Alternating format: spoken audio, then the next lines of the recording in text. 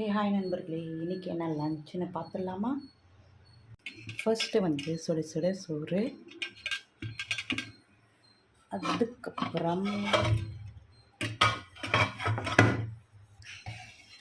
இந்த சவுச்சவும் அவரைக்காய் போட்டு சூப்பரான சாம்பார் தான் பண்ணியிருக்கேன்.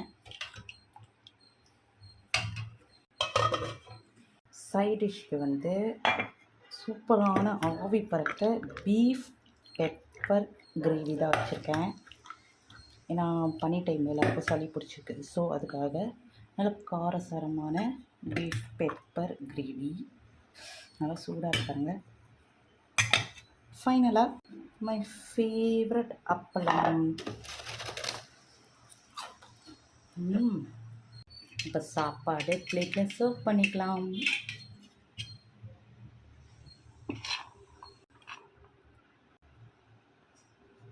அதுக்கப்புறமா சூப்பரான சாம்பார் நிறைய ஊற்றி சாப்பிட தான் எனக்கு பழக்கம். ஸோ சாம்பார் கொஞ்சம் எக்ஸ்ட்ராவே ஊற்றிக்கிறேன். அதுக்கப்புறமா பீஃப் வைக்கலாம். வாவ்,